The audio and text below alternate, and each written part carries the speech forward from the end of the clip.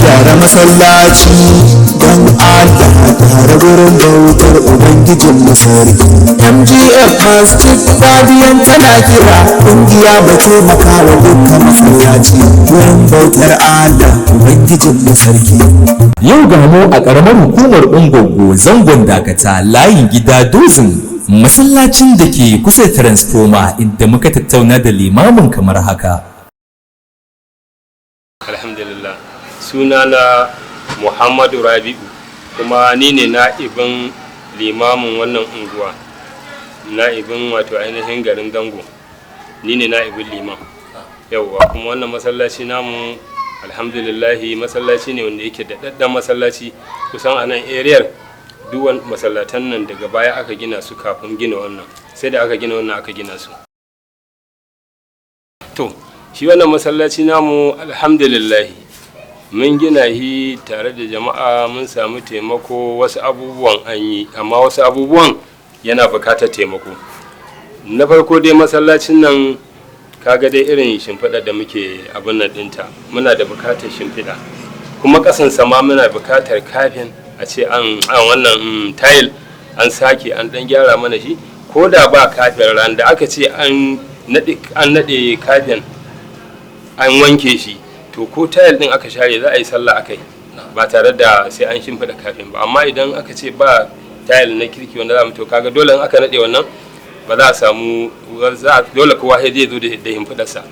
To muna da bukatar shimfiɗu, muna da bukatar inji da kuma wato ainihin kayan da za a yi amfani da shi na ainihin ansakuwa, wato microphone kenan da speaker. Sannan muna da bukata ta fitila, misali kamar kimanin in an ce ba wuta, kamar yadda muke dina yanzu a takaice mun kai kwana, yanzu haka ma ruwa muna sayan ruwa saboda rashin wuta, an ƙara mana kuɗin ruwa na masu sai da ruwa da suke sayan mana. To wannan matsala ce. To kaga idan da akwai fitilu ba ruwanmu da komai, in muka zo za mu kunna fitila, za mu kunna fanka, za mu kira sallah, za mu yi karatu. Kuma sannan idan azumin wata Ramadan ya zo muna yin tahajjudi, muna karanta, muna yin ainihin nafila wacce kamar dai mai albarka ta neman fatahi a gun Allah. Muna neman Allah ya kawo mu kasar mu zaman lafiya, ya kawo mana wato ainihin arziki, ya kawo mana kuma ci gaba, ya kuma taimake mu. To muna yin wannan kaman addu'a ne, kuma muna yin makanmu ne. To kaga wannan idan da sifika da komai da fitilu, jama'a sukan zo a cika gun. Duk hakan ma ana cikawa, amma yawanci a ƙasa ake zama. Kowa in zai zo sai dai zo da himfidarsa.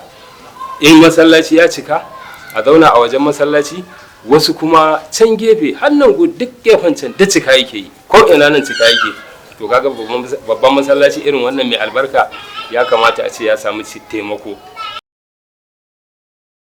Ai wato mu dai kasuwanci ba mu da wani kasuwanci illa karatun alkur'ani da karantarwa. Muna da ɗalibai da muke koyarwa, muna karantar da su, kuma ka san karatun alkur'ani irin na allo wannan kusan abu ne da ake sa fi sabilillahi, wanda mu a gaskiya ko kudin laraba ma ba tilas bane. In kana da hi ka bar, in baka da hi kenan ba za mu kora ka gida mu ce je kai kaka kudin laraba ba ma yin haka.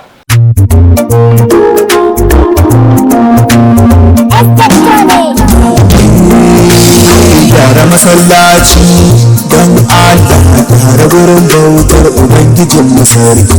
MGF Masjid Guardian tana kira kungiya ba taimaka wa dukkan masallaci gurin bautar Allah Ubangijin Masarki. MGF Masjid Guardians wai ina masallatai wanda basu da kwari.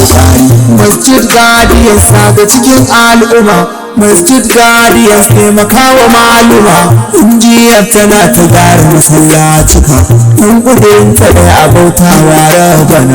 Masjid Guardians babban foundation kuma mai kyan ambition, gyara ake kai wa masallatai.